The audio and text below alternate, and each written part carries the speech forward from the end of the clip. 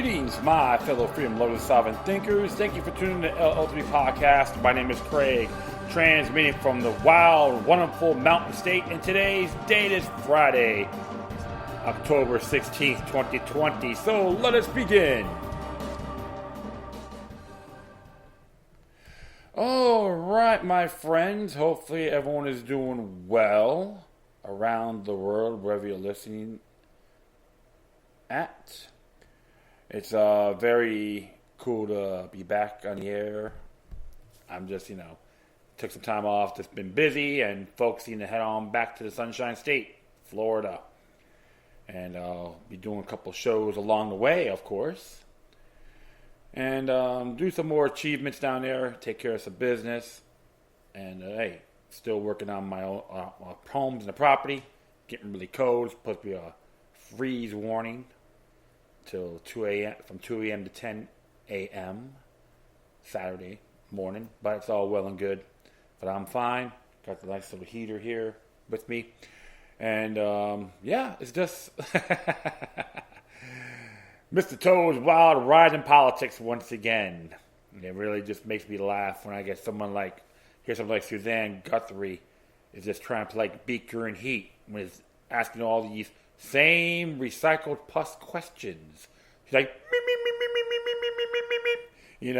very rude, interjective, unprofessional.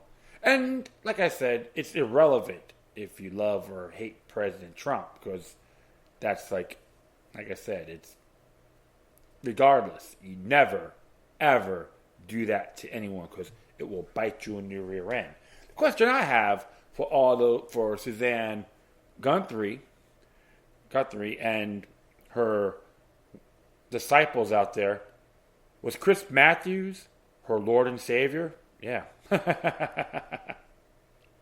Of course, both sides of the faction news media were loving it, laughing, ridiculing, saying he was horrible, and others defended him.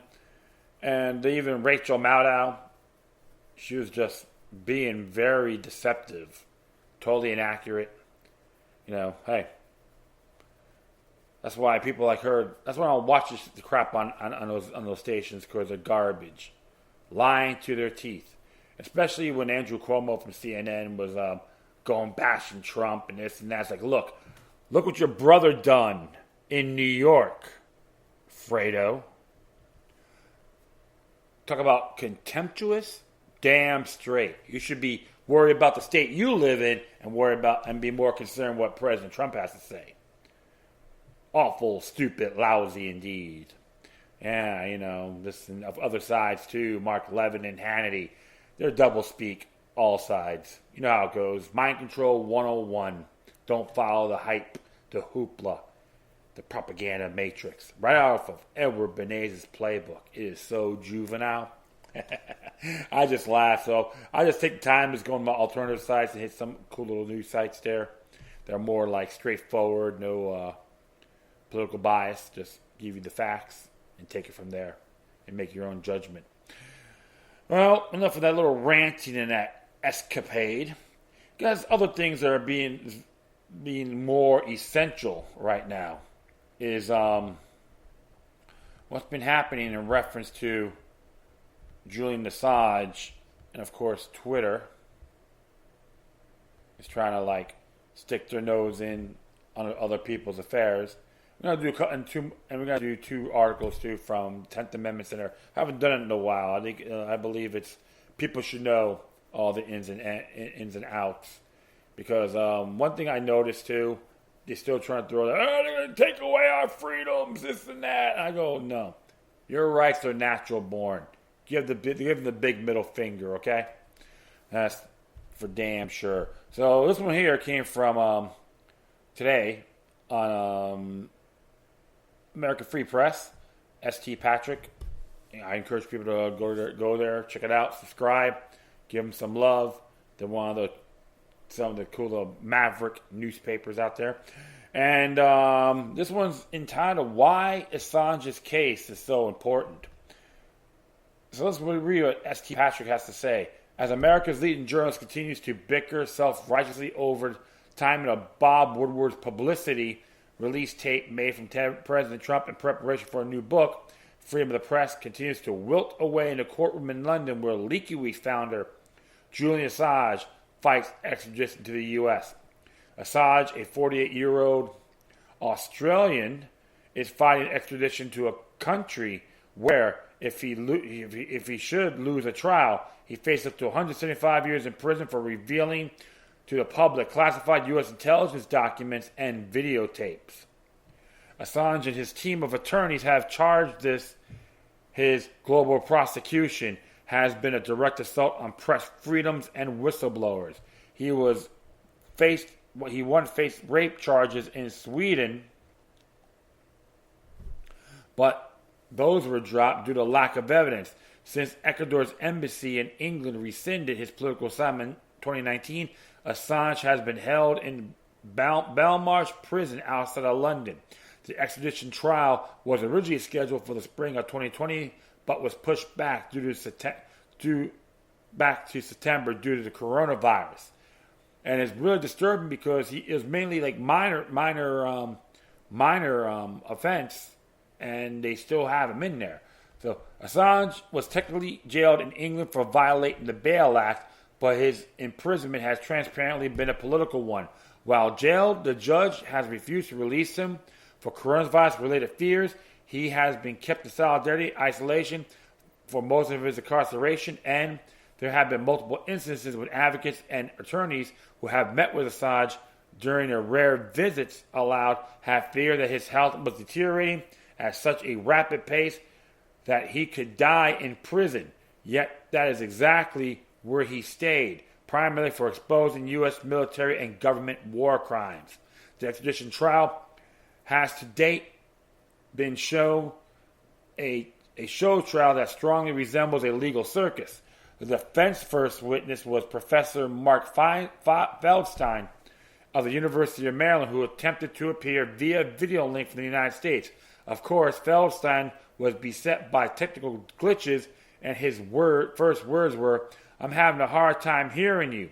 Feldstein, the author of Poisoning the Press, Richard Nixon, Jack Anderson, and the Rise of Washington Scandal Culture, is an expert in the practices and ethics of investigative journalism. He argued that leaks are daily occurrences in the American media and that most are actually perpetrated by government officials. He strongly argues that the reason they don't get punished with legal action is because it would severely threaten the First Amendment.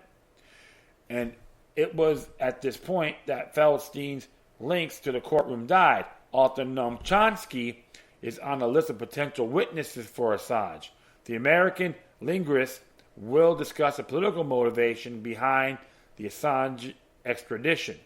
Yeah, and, Noam Chomsky, he has his pros and cons. But it'll be real interesting what he has to say. The most accurate descriptions of the trial thus far have called it Kafkaesque, a kangaroo court, or a Stalinist show trial. At one point on the first day, there was even confusion as to which charges were active. Assange's attorney seemed confused, and the judge continued to hear arguments from the prosecution over the expertise of Assange witnesses.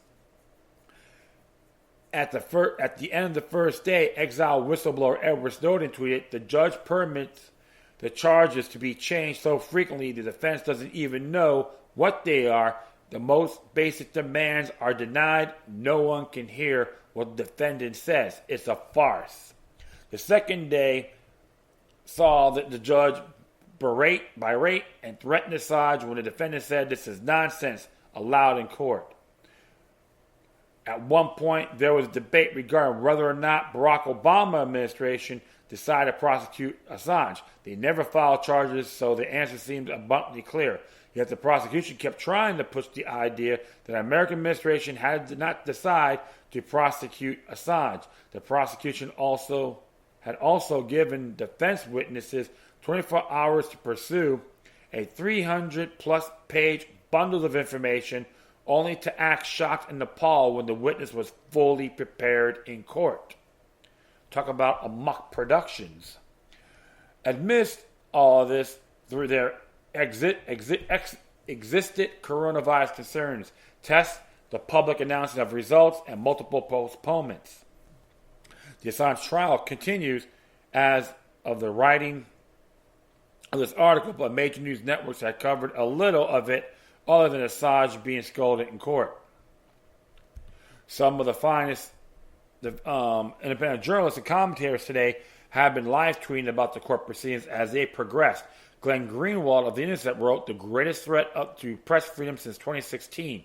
The ongoing attempt by the DOJ to extradite Assange in connection with publishing documents is underway in the UK, and the US journalists who have spent 4 years flamboyantly depicting themselves as free press warriors are largely silent." Edward Curtin, the author of Seeking the Truth in the Country of Lies, wrote, "Imagine this, Assange was Russian and that he released information about Russian war crimes, political corruption, etc., and then was tortured in jail. Who in the U.S. liberal conservative would possibly believe the Russian government's accusations that he was a criminal? In all of this, Assange had been given sparse opportunities to meet his own legal team.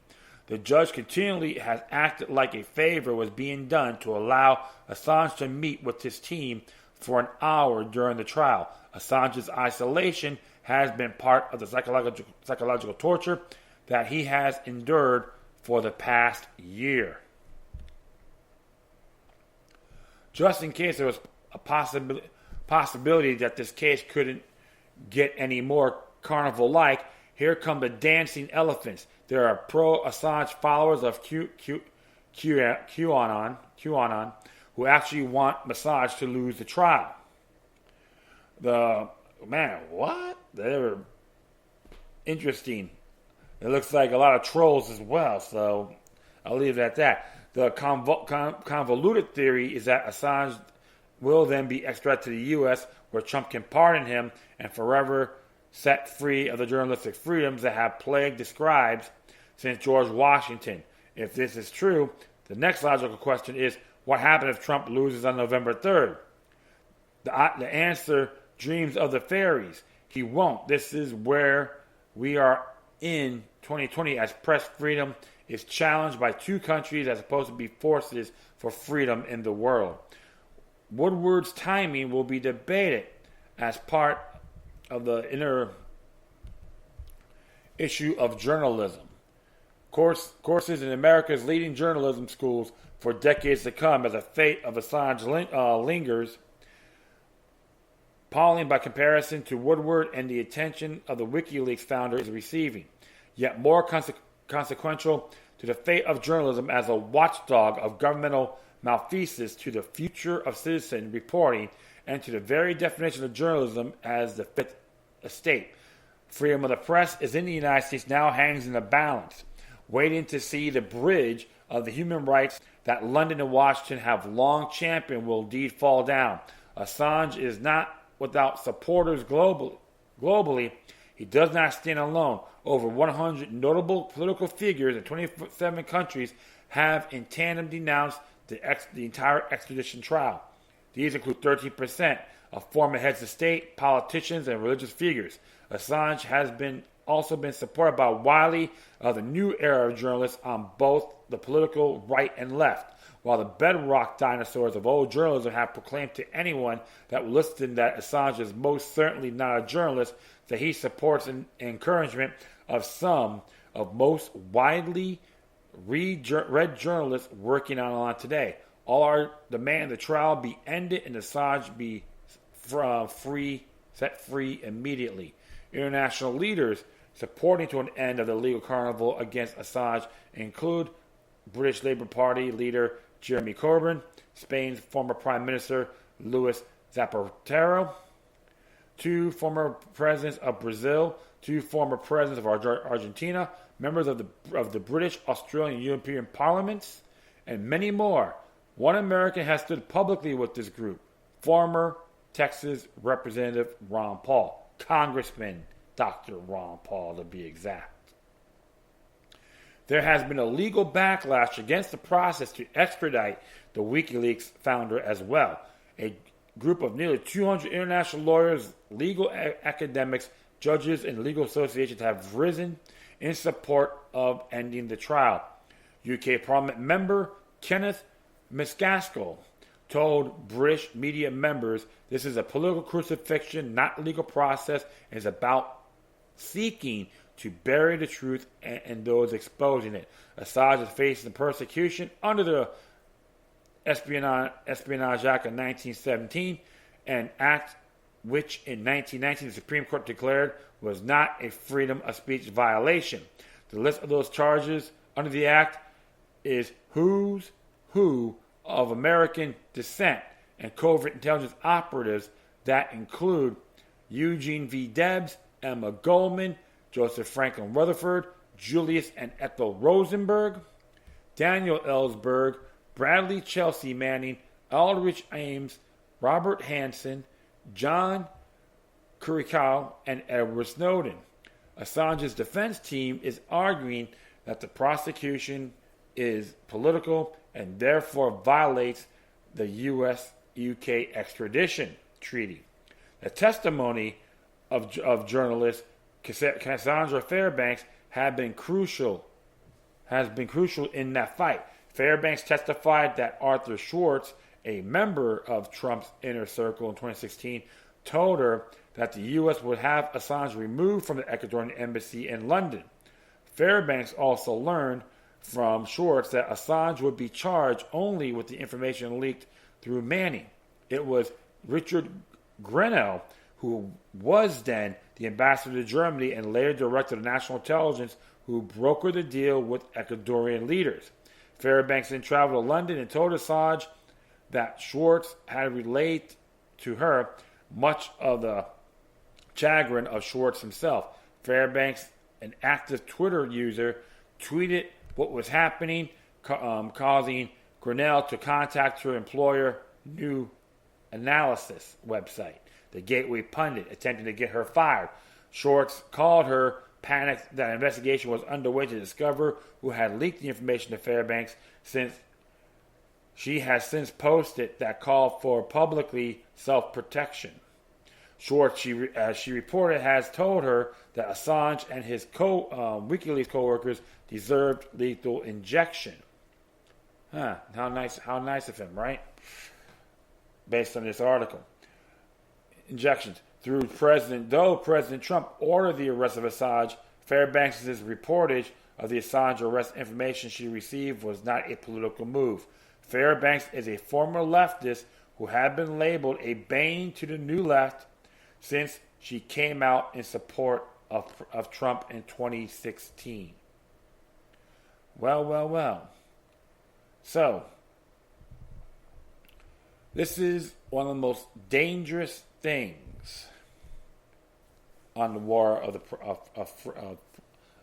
the press and war on free speech. Like him or not, don't get me wrong, there's some things I may disagree with Mr. Assange. However, if you support this extradition and prosecution due process against a man, you could be next. And many others in there are political prisoners in there right now for speaking their minds. Schaefer Cox was one of them. Just look it up. This is absolutely unacceptable. And people that know me, I've been talking about this for a good amount of times. And one thing for sure, we got to keep pushing on this. Not just for Julian Assange, but for freedom of the press, period. And I know I did let me see here. I did a show on this pertaining to I'm sorry about that. Get rid of just had a moment. That's okay. Had one time they had a challenge on this. Actually, what was her name? Tulsi Gabbard, believe it or not. Oh yeah. from episode 1080. Tulsi Gabbard did 2 resolutions, just to let you folks know, on dropping charges on both Assange and Snowden. And one is House Resolution 1162 and House Resolution 1175. Let's just check this out. See what's happening here. I'll hit both here. See if there's any latest.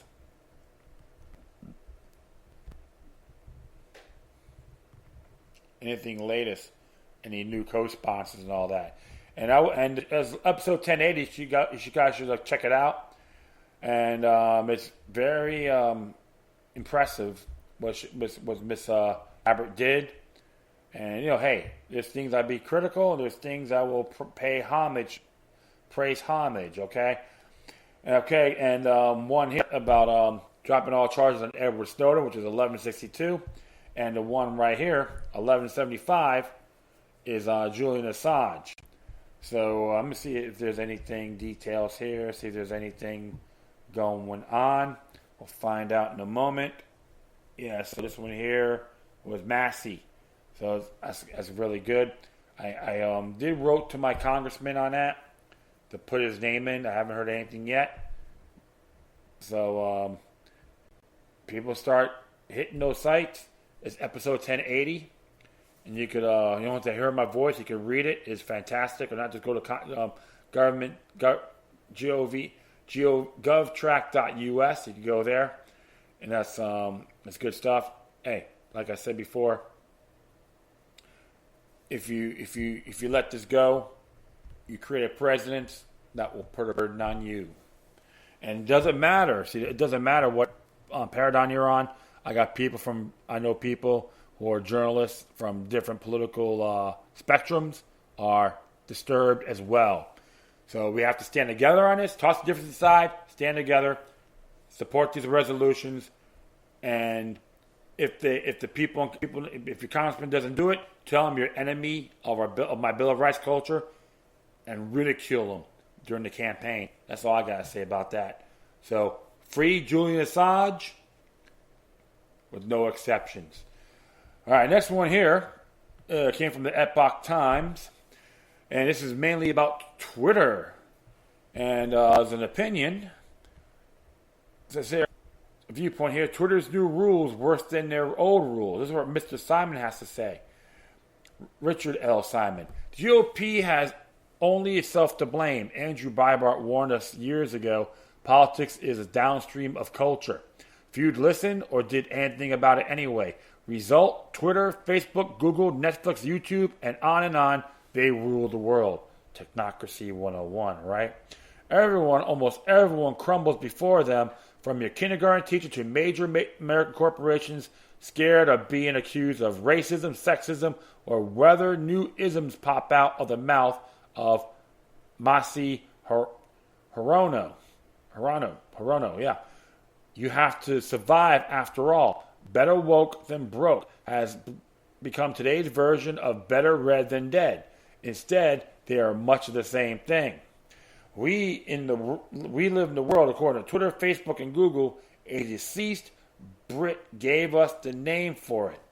Welcome, as Tucker Carlson noted the other night, to the Ministry of Truth.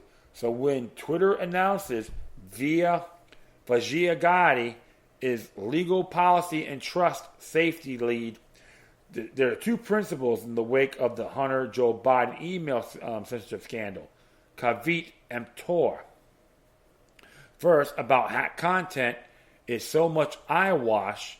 Second, is extremely dangerous and yes, Orwellian. Two, we will label tweets to provide context instead of blocking links from being shared on Twitter. I see. They will provide context. It is actually more sinister than their previous approach, censorship. At least that was obvious. This is, in essence, thought control.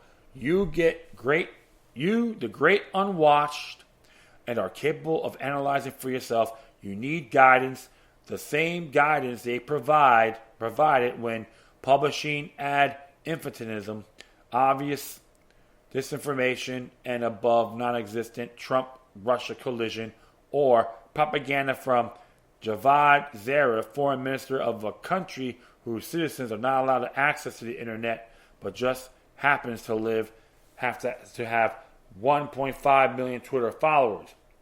I wrote publishing above that what Twitter does, despite their denials and insistence that they only link to other publishers supposedly giving them a firewall against lawsuits. This appears all more ludicrous given their new rule 2, which indicates that not only they are curating, they are editorializing, i.e. publishing. Congress take note. So in the words of V.L. Lennon, what is to be done? 1. Support congressional attempts by Senator Marsha Blackburn and others to change Section 230 of the Communications Decency Act that provides a liability shield for Twitter, Facebook, et al. 2. Honor the memory of the extraordinary Andrew Breitbart and start building institutions from our own in the arts like conservative libertarian film and television companies. Technology and education. Spend real money on them. Stop wasting money on traditional but actually useless causes. As Mark Simon noted today, $1 billion was blown on the candidacy of Mitt Romney. 3. Join Parler. There's some controversy with Parler and a couple of things, which is okay. So I recommend hit these things and hit even Gab.com. Okay, that's another one. And I do another thing I prefer is Brightian.social. That's a good one too. Join those as well. 4. Tweaks it. I'm planning on doing so the day after the election. Stop feeding the monster. He will go away. Glenn Instapundit Reynolds was smart enough to do this more than a year ago. Follow his lead. 5. The poetic truth. Shelby's steel words being proclaimed by the media by telling the real truth personally any way you can. You don't have to own a website to do it. Everybody has a role. Be a super spreader of the truth. 6. Keep reading and subscribing to IE support, Epoch Times, and similar outlets. 7. Avoid Google and use DuckDuckGo. And I agree on that. I use it as well. 8. Pay close attention to what's happening in your children's schools all the way through PhD. Participate actively in changing them. This is of paramount importance in the long term. 9. Don't let your babies grow up to be cowboys. Oh, kidding on that one. 10. There's undoubtedly more you can think of. Please feel free to add them in the comments. And I have to agree, he's absolutely correct. And one of the areas you can say, hey, there's plenty of other sites out there. All right. And I'm going to add it to the comments too. About social media sites. I'm going to do it right now. Doing it right now.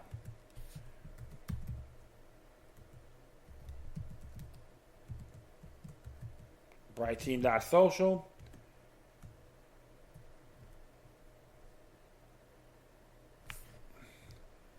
Yeah, I can do that. Brighteen.social. Okay. And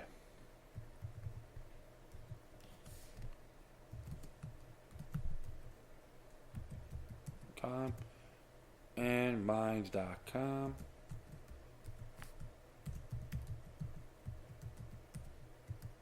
And I'll just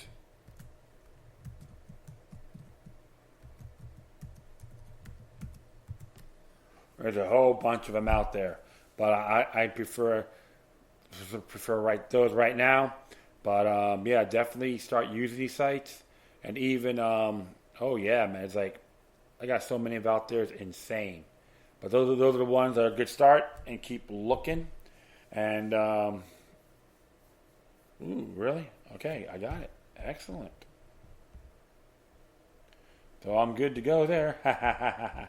But definitely, folks, A lot of things you can use. Bottom line is this. They get more we need them. Without us, they're nothing. Their stocks go. You know what I say? Yeah, let's start buying stocks on Twitter. And how much they go for? I'm going to check this out. Let's see how much are Twitter stocks on this one. See how much are stocks on Twitter. I'm just having a little goofball fun here. So, okay, let's see. Ooh, 45.81 a share. It's from NASDAQ. Let's see what NASDAQ has to say here. Yeah, 45.81 per share. Shoot.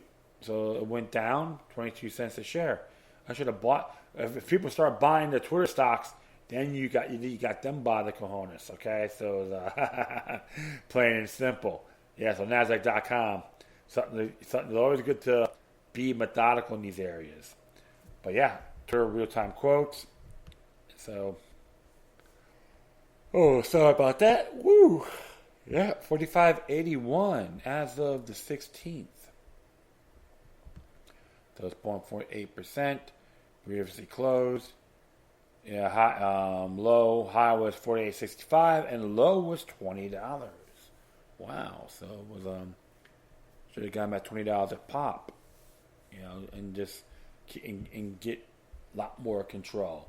So yeah, that's how I see it. But everything's blowing back in their faces, so that's the bottom line. But hey, if the stocks go down, just start buying it up.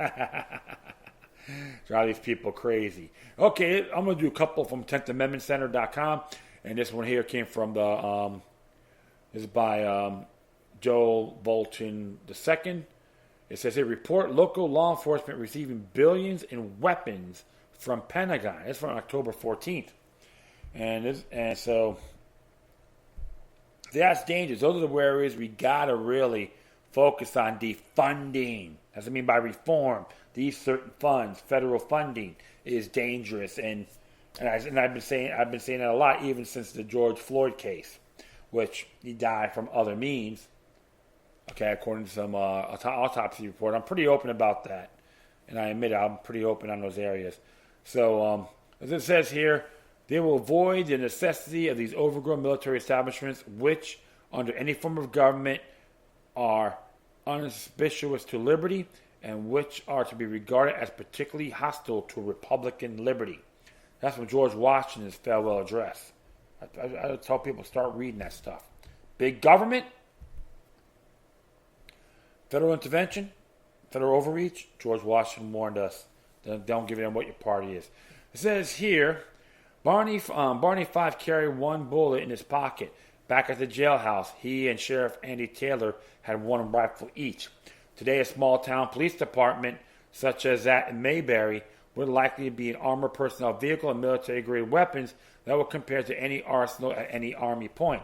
A new report published by Open Books revealed the shocking proliferation in local law enforcement departments to combat material produced for use by the U.S. military. As reported in Forbes, local law enforcement agencies have since 1993 received billions of dollars of worth military equipment, including mine-resistant vehicles, armored trucks, helicopters, M16s, M14s, infrared goggles, grenade launchers, and airplanes. The gear transfers are part of the Pentagon authorization known as Program 1033. Oh, yeah. Sounds familiar. Now check this out. Surprisingly, California's police department state with some of the strictest gun laws, procure the most military weaponry from the Pentagon. Talk about police state. And here's a few things that you all be paying attention. California, $153.1 million. Edged out Texas with $144 million. Tennessee with $133.7 million.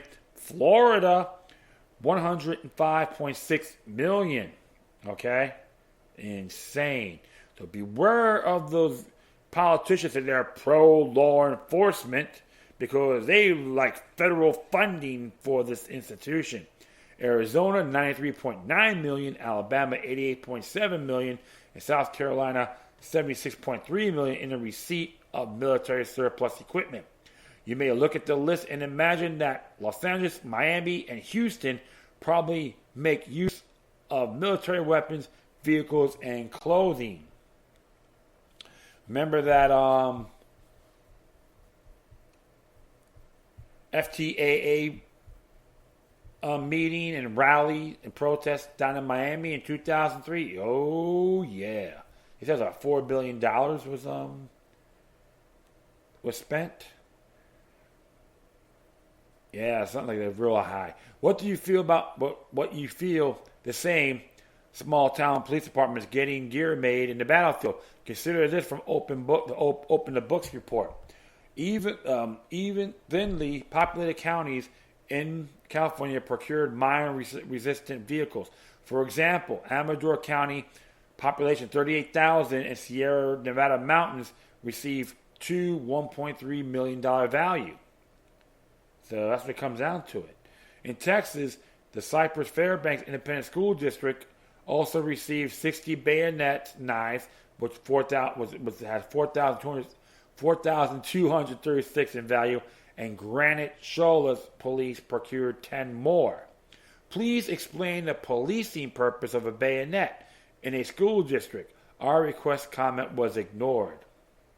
In Wyoming, Campbell County Sheriff's Office, population of 46,341, received $1.5 million in gear, including two mine-resistant vehicles, an armored truck, and 17 M14 rifles. But if you are a resident there,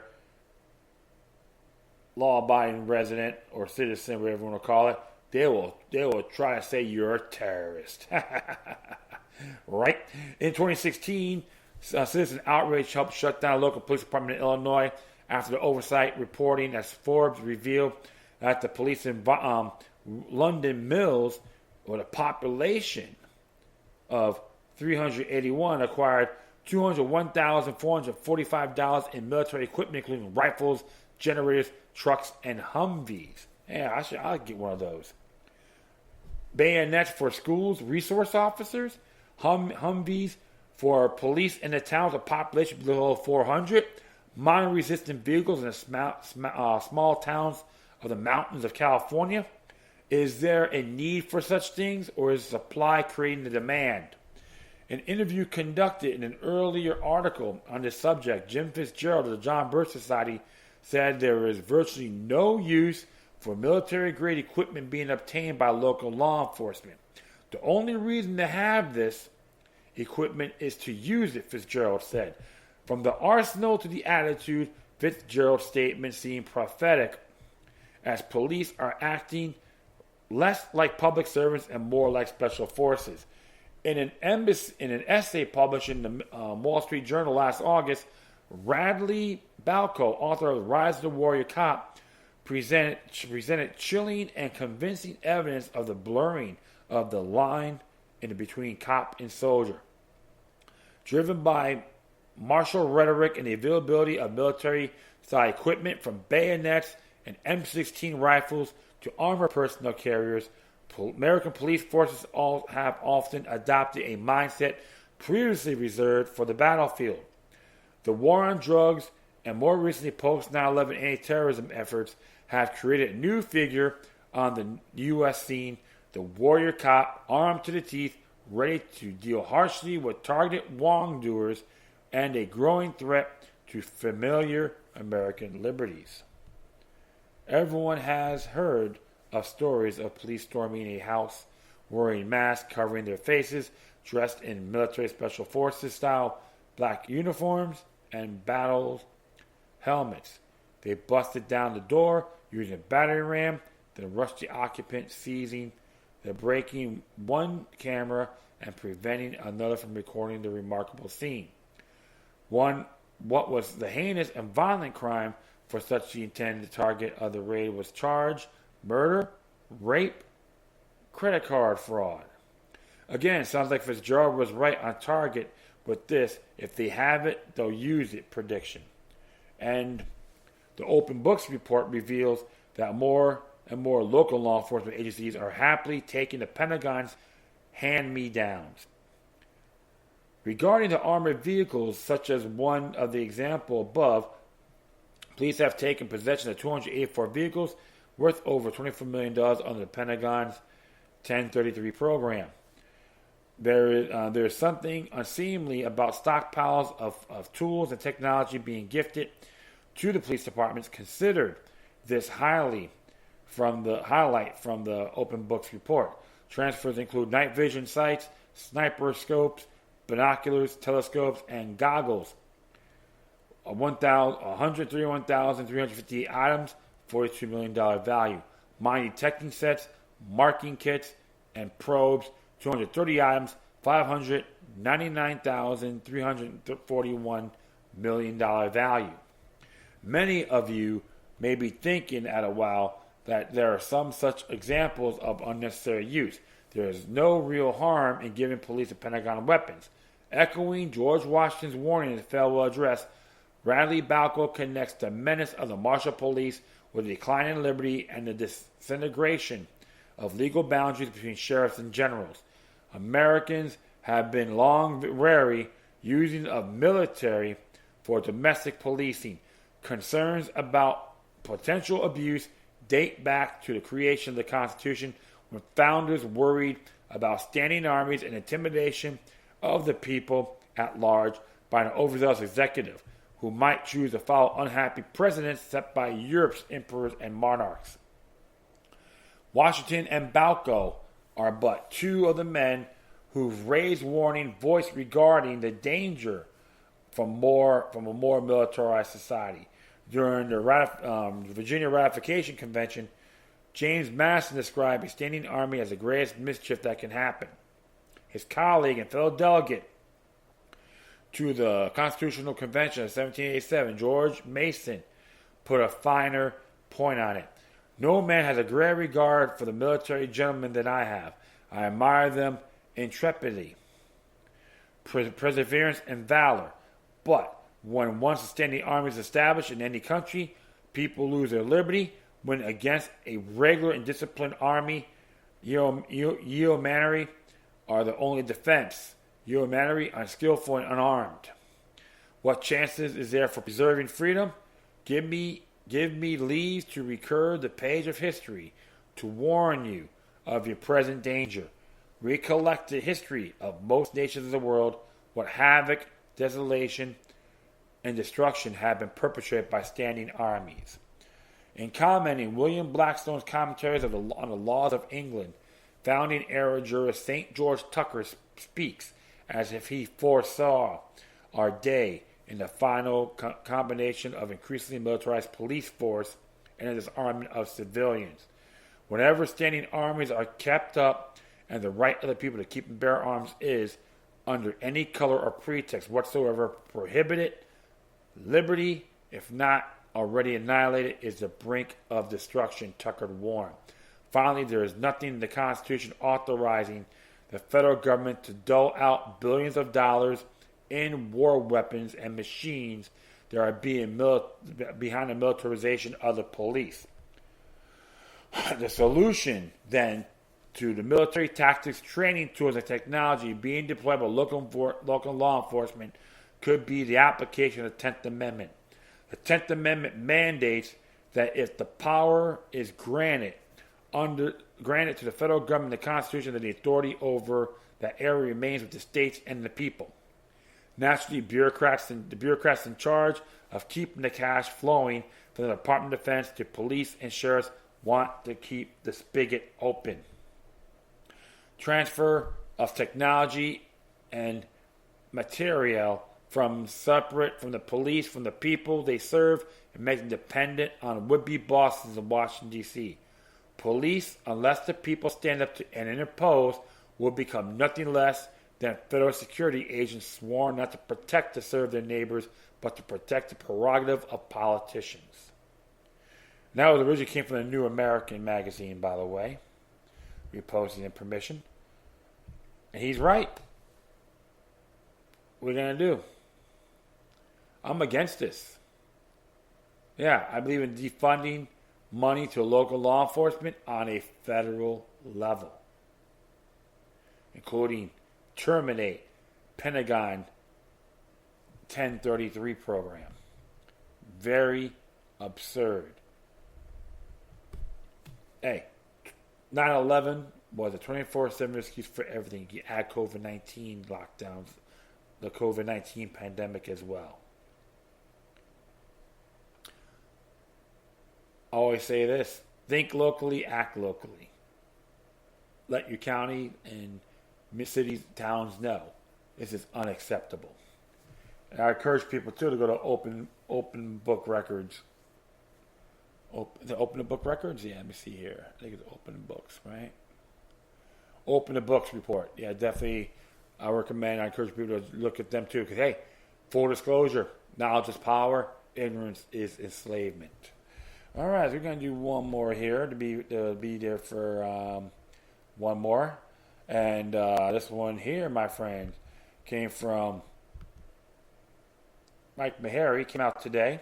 The nature of federal government, and it's, we go on ratification and founding principles. We have flipped the constitutional system on its head. It operates exactly the opposite of how supporters of the Constitution said it would.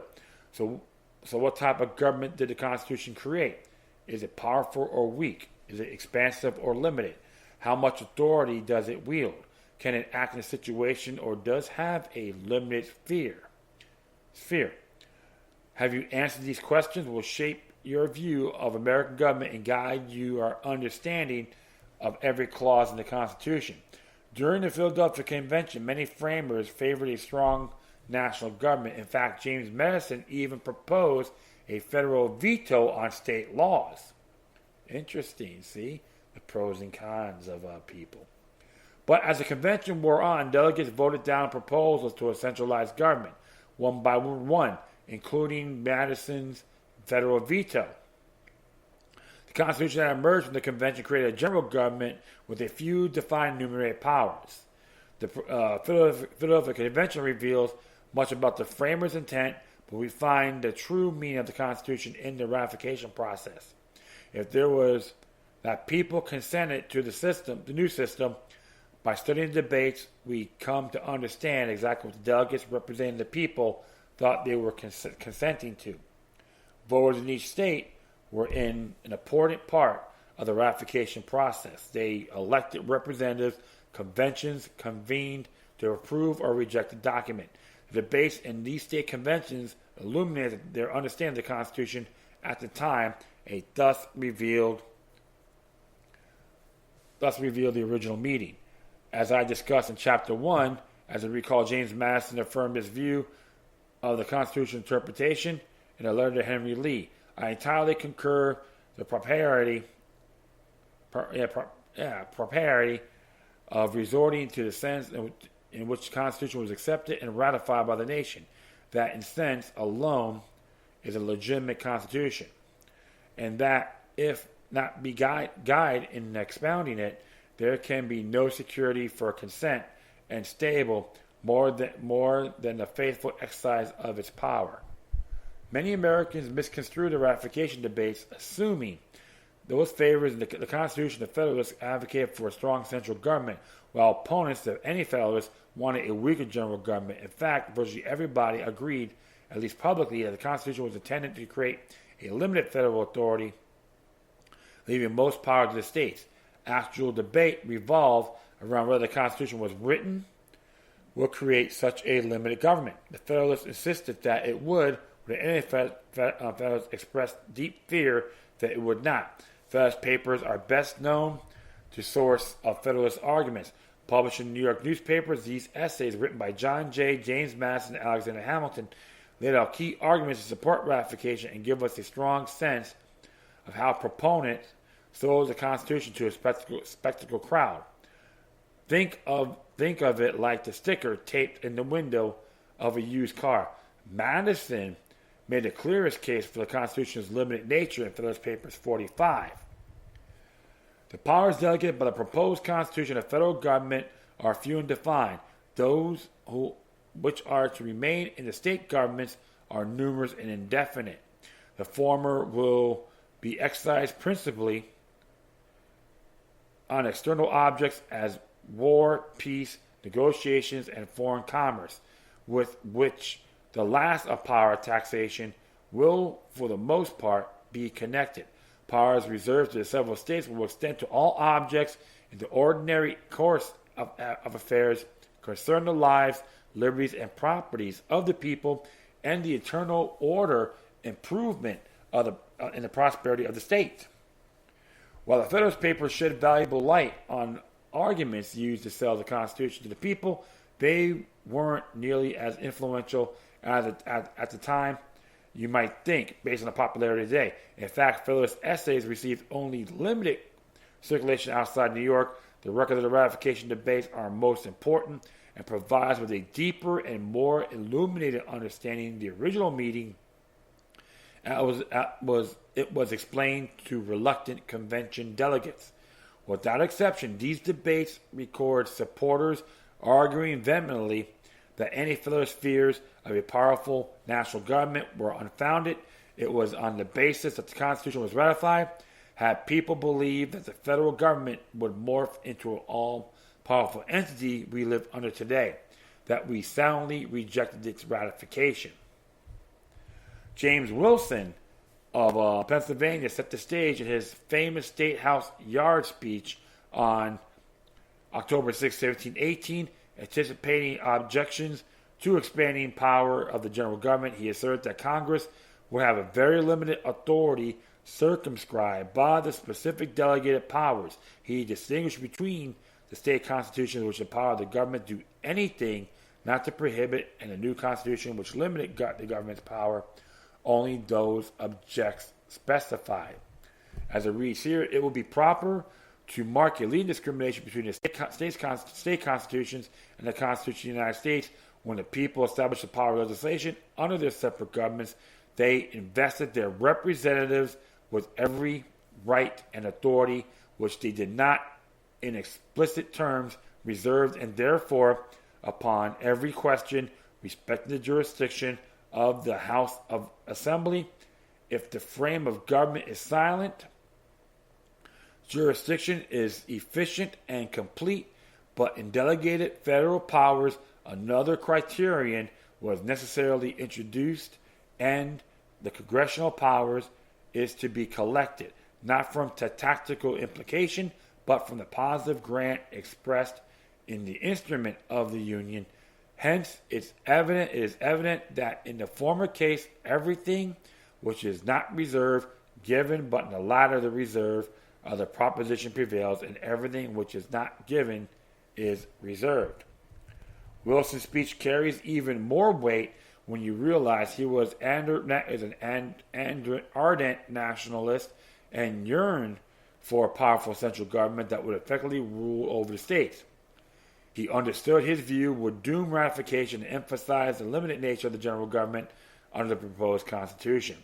The people speaking to representatives they elected to the ratifying conventions ultimately accepted this view and ratified on that basis. Fast forward 232 years, the government looks nothing like the one Madison and Wilson described. In fact, it looks exactly oppositive. Interesting tongue-tied there, right? The federal government's powers are numerous and indefinite. It claims authority over virtually every aspect of our lives, from dictating what kind of light bulbs we can screw on our fixtures and how much water can flush down our toilets. Meanwhile, the states effectively have been relegated to the soul of the servant, left with very few powers at all. The American system is flipped on its head. We need to flip it back. The article was adapted from Mike Meharry's book, Constitutional Owner's Manual, The Real Constitution the Politicians Don't Want You to Know About. You get more information about the book at constitutionownersmanual.com. And he's absolutely correct. I can check this out. It's always got to be the other way around. That's why we got the 10th Amendment. But everyone starts conditioning us on using the incorporation doctrine. So, and that is very dangerous. This is why I let everyone know, focus on your state's constitution. Nothing more, nothing less. More ammunition you got, the more you be confident. So, absolutely. But I will say this, that will be it. I'd like to thank everyone for listening. Plus, feel free to download and share us throughout your social media networks. If you have any questions, comments, or something interesting want to check out, whatever you do, please send your correspondence with decorum. Furthermore, I'll leave the footnotes on my Spreaker page. In addition, if you want to do a donation, you can hit me at paypal.me/LookYourLuck3. And the sites here, I narrate it from these articles, these websites. I encourage you to subscribe, donate, give them some love, tell them Look and Look the Third sent you. All right, once again, thank you for your time. Plus, always remember that demoniac resistance is healthy for the soul and can liberate humanity. Till next time, take care of yourselves, keep on spreading the love, and may your guardian spirits be with you.